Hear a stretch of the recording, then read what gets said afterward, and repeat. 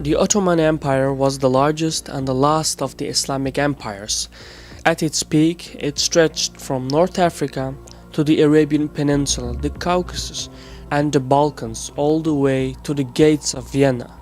It was by far the largest empire of its time. The Ottomans managed to blend their pastoral nomadic roots with some very unnomadic empire building and some really impressive architecture like this and this and this, making them very different from, wait for it, the Mongols. The empire, or at least the dynasty, was founded by Osman Bey, and Ottoman is a Latinization of Osmanli, which basically means like the House of Osmond. No, Stan, the house, yes! Oh my gosh. The Ottomans were greatest in the 15th and 16th centuries under two famous sultans. First, Mehmet the Conqueror ruled from 1451 to 1481 and expanded Ottoman control to the Balkans, which is why there are Bosnian Muslims today. But Ottoman expansion reached its greatest extent under Suleiman the Magnificent, who ruled from 1520 to 1566. He took valuable territory in Mesopotamia and Egypt, thus securing control over the western parts of the Asian trade both over land and over sea. He also defeated the King of Hungary and laid siege to Vienna in 1526, and he turned the Ottomans into a huge naval power. Also, judging from his hat, he had the largest brain in human history. The Ottomans basically controlled about half of what the Romans controlled, but it was much more valuable because of all that Indian Ocean trade you remember from last week. So all this land brought a lot of wealth, but it needed to be ruled. The Ottomans could have followed the Roman model, where you send out generals and nobles to rule over conquered territories, or they could have demanded the allegiance of client kings like the Persians, or developed a civil service system like the Chinese, but instead they created an entirely new ruling class, a system that some historians call the slave aristocracy. So if you're a king, one of your main problems is hereditary nobles, because they always want to replace you, and they don't want to give you your money, and they want their ugly sons to marry your gorgeous daughters, etc. One way to deal with this problem is to make them part of the government so they feel included and shut up. Another way is to kill them. That's what they usually do in Russia. I'm whispering so Putin doesn't hear me. Ah!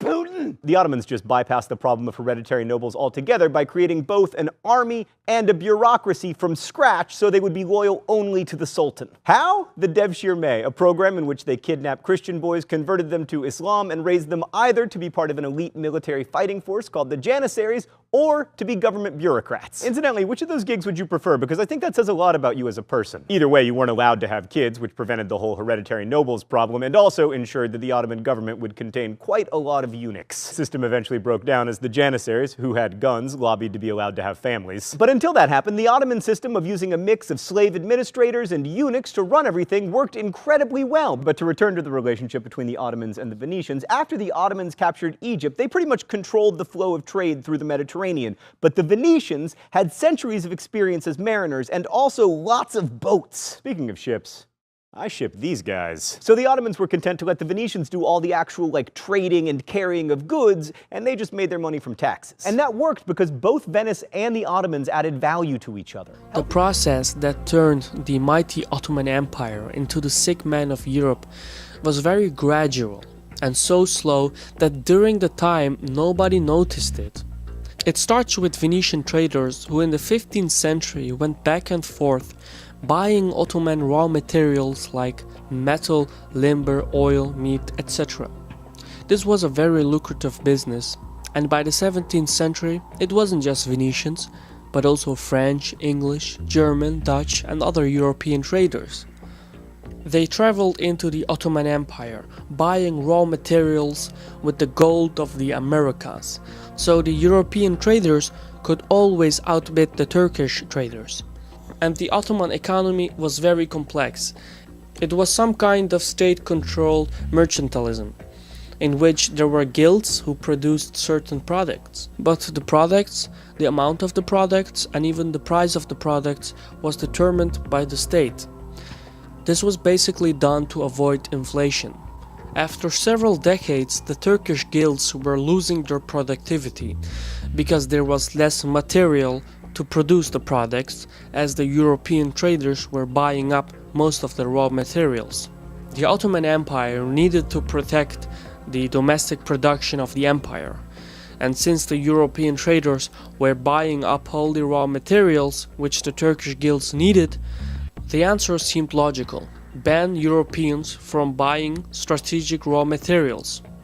And what do people do when their lucrative businesses are banned? They form a black market, where prices are even more expensive but profits even more lucrative. A whole class of black market entrepreneurs emerged. And what does lucrative underground business produce for a society? Corruption. Because the black market entrepreneurs had to bribe officials to look the other way. Over time, this spawned another class of entrepreneurs, bribe-taking bureaucrats. Because of the Ottomans' inability to produce goods, this new rich class could only spend their money on European products, and this provided a new market for the Europeans. The Ottomans bought the European luxury products, and at the time it seemed like the Ottomans were blossoming with wealth. But in fact it was the European traders who were making all the money, because it was the Venetian, the Spanish and the Dutch who sold their luxury consumer products to the Ottomans. The Turks were no longer producing, instead they were consuming. In the meantime, there were so many high-value products that inflation rose. This became another burden on the economy. The same thing happened to the Spanish Empire. Inflation hurts people with a fixed income.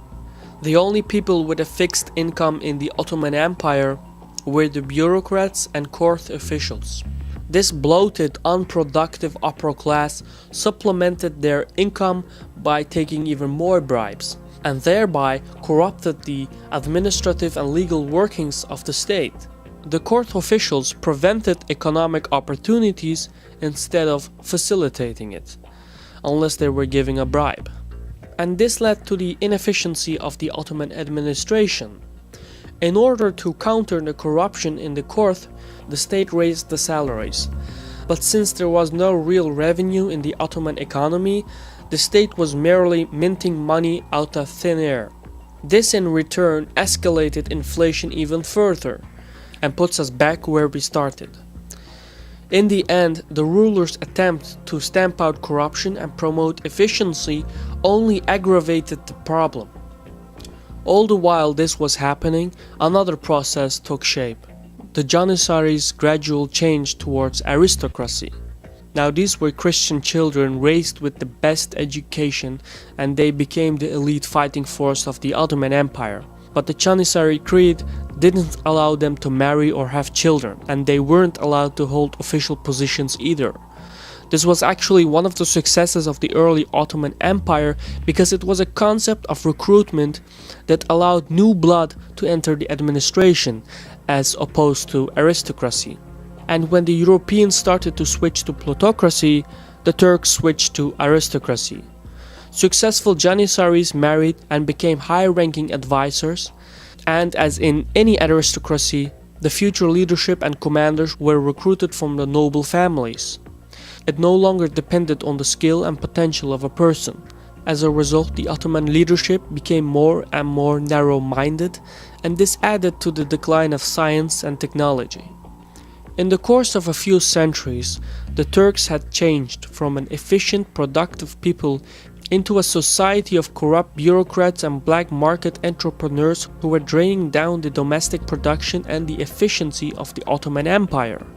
This complex web of corruption established itself over the centuries, and by the time the Turks knew what was going on, they became the sick man of Europe.